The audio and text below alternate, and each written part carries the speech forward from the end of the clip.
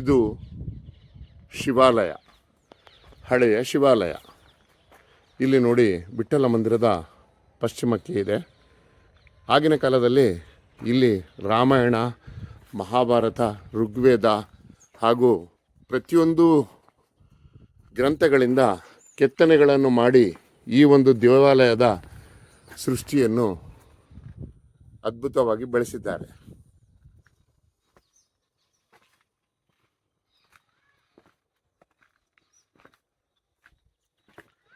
ನೀವು ನೋಡಬಹುದು,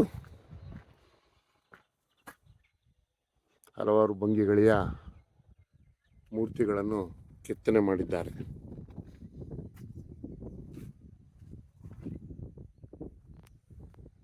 ವಿಠ್ಠಲ ದೇವರಾಯನ ಪ್ರಾಂಗಣ. ಇಲ್ಲಿ ಸಪ್ತಸ್ವರಗಳ ನಿನಾದವನ್ನು ಕೇಳಬಹುದು. ಈಗ ಮುಟ್ಟಲು ಬಿಡುವುದಿಲ್ಲ. ಇದು ಕಲ್ಲಿನ ರಥ. ಆಗ ಕಲ್ಲಿನ ರಥವನ್ನು ಎಷ್ಟು ಸುಂದರವಾಗಿ ಮಾಡಿದ್ದಾರೆ ನೋಡಿ. ಇದೆಲ್ಲ ಹಂಪಿಯ ಅದ್ಭುತ ಸೌಂದರ್ಯ. ಇದು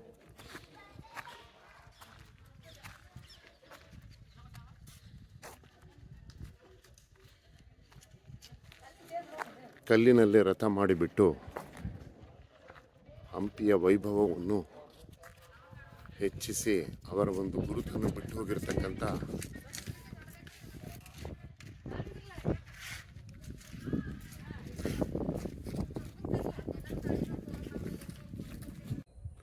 ಇದು ಮೊಸಳಯ್ಯನ ಗುಡ್ಡ.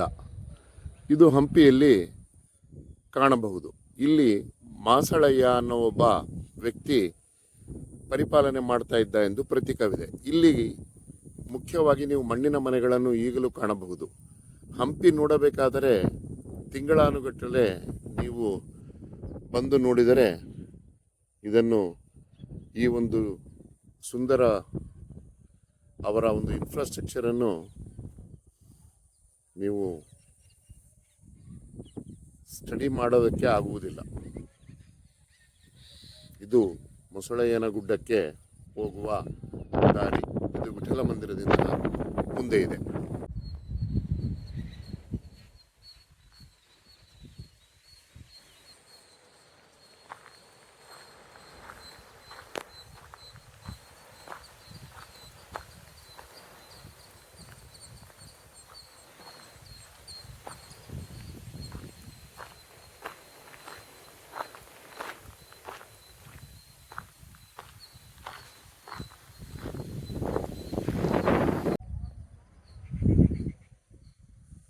ಈಗ ಕೇವಲ ನಾವು ಪ್ಲಾಸ್ಟಿಕ್ ಡೆಕೋರೇಷನ್ ಮಾಡಿಬಿಟ್ಟು ಲಕ್ಷಾನುಗಟ್ಟಲೆ ದುಡ್ಡನ್ನು ಸುರಿದು ನಮ್ಮ ಸಂಸ್ಕೃತಿಯನ್ನು ಅವಹೇಳನ ಮಾಡುತ್ತಾ ಇದ್ದೇವೆ.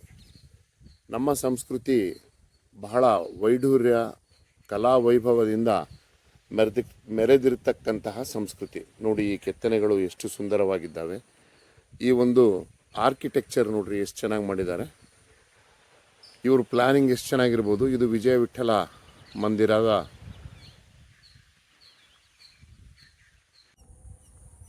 ಇದು ವಿಠ್ಠಲರಾಯನ ದೇವಸ್ಥಾನದ ಹಂಪಿಯ ಪ್ರಾಂಗಣ.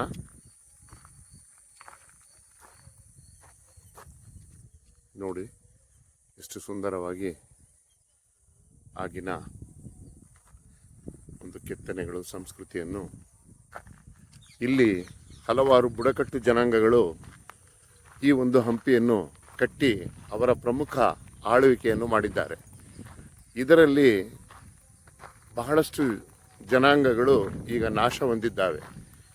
ಅಡವಿಗೊಲ್ಲರು, ಸಿದ್ಧರು, ವೃಕ್ಷ ಸೇವಕರು, ಎತ್ತುಗಳನ್ನು ಸಾಕಿ ಕುರಿಗಾಯಿಗಳು, ಇವರೆಲ್ಲ ಈಗ ಅಳಿವಿನ ಅಂಚಿನಲ್ಲಿ ಇದ್ದಾರೆ. ಇದು ಪುರಂದರ ವಿಠ್ಠಲ ಮಂದಿರ,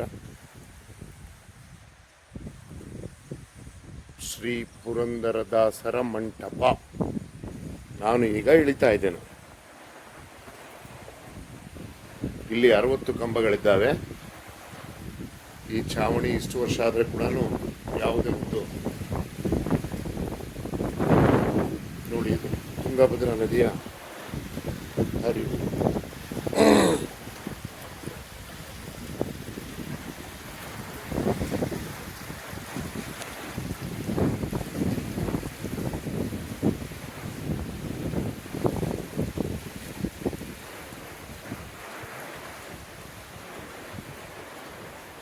ಇಲ್ಲಿ ಸಂಗೀತ ಉತ್ಸವವನ್ನು ಆಯೋಜನೆ ಮಾಡ್ತಾ ಇದ್ರು.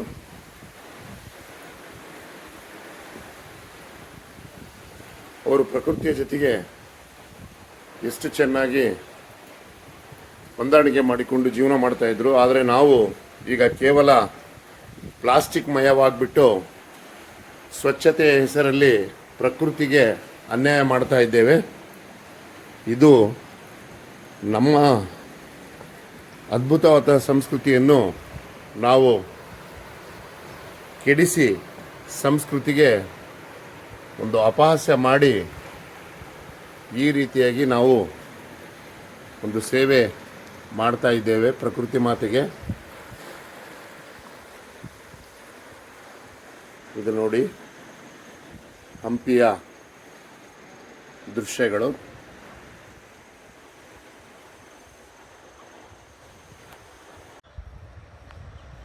ये हम्पी का तुंगभद्रा रिवर है.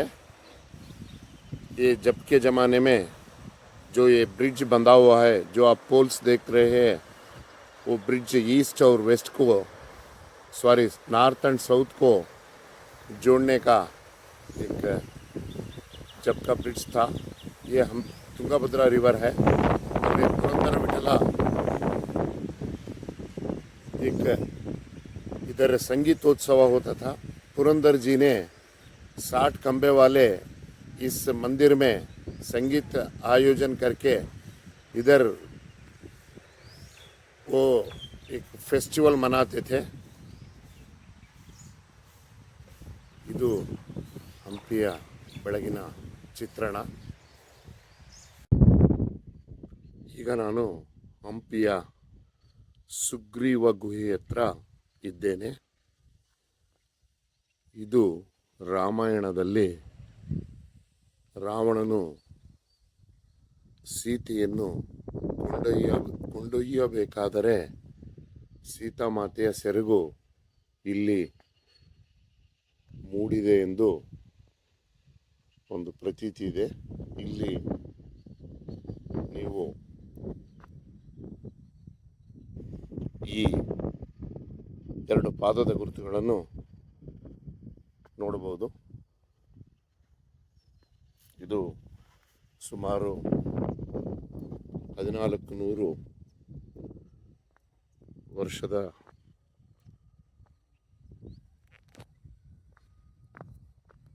ಕಟ್ಟಿದ್ದಾರೆ. ಈಗ ನಾನು ಸುಗ್ರೀವ ಗುಹೆಗೆ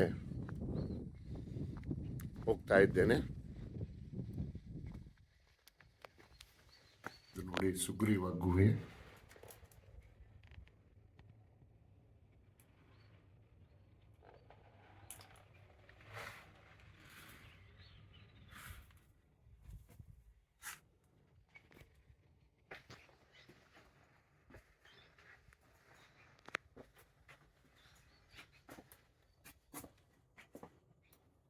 ಇಲ್ಲಿ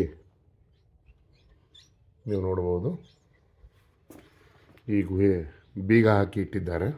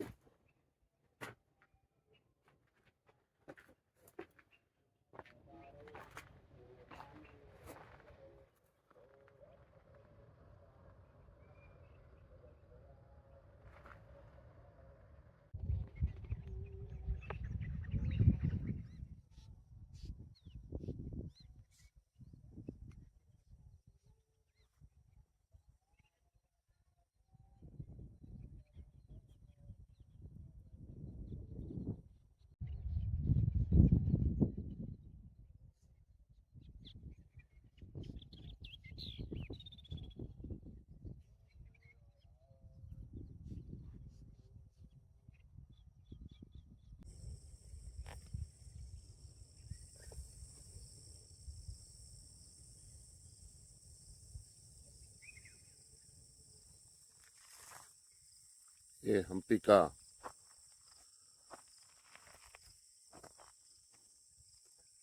सुबह सुबह का नज़ारा है।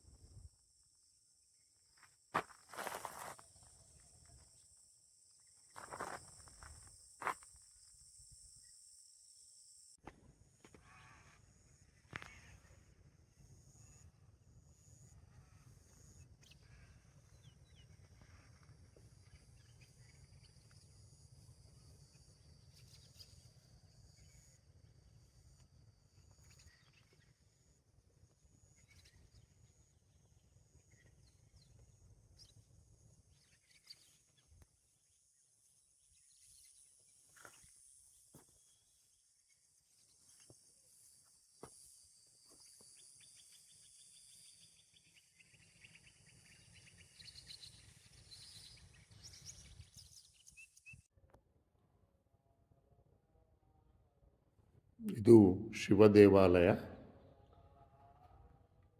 ಇದು ಕೆತ್ತನೆ ನೋಡ್ರಿ, ಈ ಭಂಗಿಗಳ ಮೂರ್ತಿಗಳು, ಇವರ फेशियल एक्सप्रेशन, ये सभी देखो इनका आर्ट. ये पिलर का स्ट्रक्चर ये देखिए कितना सुंदर है. और कभी भी हम लोग ओल्ड, ये देखिए कलाम, इसका रूफिंग देखिए, और ये देखिए इसका आर्ट है. सभी लोग बच्चों को हम्पी एक्सकर्शन लेके आते हैं, लेकिन इधर का जो इंजीनियरिंग है, इधर का जो आर्किटेक्चर है, ये कोई भी नहीं दिखाता है. ये देखिए इसका फेशियल एक्सप्रेशन, ये जो इधर देखिए पैरट कितना सुंदर से किया है. और इधर बीच में का ये जो इंफ्रास्ट्रक्चर है, और कितने साल हो गए ये बांध के, करीब 1000 ईयर्स हो गए हैं, अभी तक ऐसा ही ठहरा है. ये देखिए इनका किंग का, ये देखिए कितने सुंदर से इनकी कारीगरी है. ये रूफ देखिए, रूफ का डिज़ाइन हम लोग अभी पीओपी बोल के बनाते हैं, उसमें कुछ, और ये ख़ास करके नेचर को बहुत इम्पोर्टेंस दे देते हैं. ये देखिए टार्टाइस, और इधर देखिए इधर जो शिला बालिके, और ख़ास करके इनका रूफ का डिज़ाइनिंग, कार्विंग और ब्यूटीनेस. ये देखिए पिलर का जोड़न कितना अद्भुत है. इसमें देखिए कारीगरी कितनी बारीक से किए गए हैं. इनका लाइटिंग अरेंजमेंट भी वाकई बहुत खूबसूरत है. अभी हम सोच रहे हैं हम पूरा एआई के ज़माने में हैं, एआई सब कुछ काम करेगा, लेकिन क्या ये सब कर सकता है एआई? सिर्फ ये एक जो पिलर बिठाया है, ये जो इंफ्रास्ट्रक्चर किया है, इसका भी एआई का बाप भी नहीं कर सकता.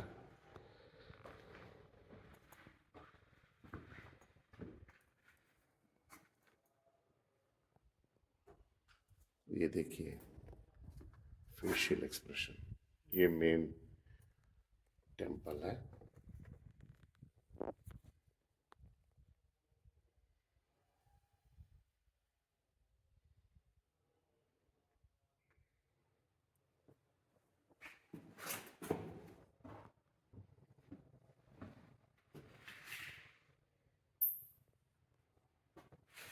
हर एक पिलर पे भी अलग अलग मूर्तियाँ, अलग अलग मैसेज, अलग अलग सिंबल्स, अलग अलग तरीके से जो किया है, ये कारीगरों को हमने नहीं बचा के रखा है। इनका जो ये था इंडिया का सिविलाइजेशन बर्बाद करने में, हम लोग इनको बढ़ावा नहीं दिए और हम ये कारीगरी को एक आइडेंटिफिकेशन नहीं दिए। इसके बदले में ये अभी कारीगरी नहीं है। देखिए सभी शिवा का, विष्णु का और गोपिका का, रामायण का स्ट्रक्चर्स, महाभारत का, ऋग्वेदा का, यजुर्वेदा का, अथर्ववेदा का, सब देख सकते हैं आप।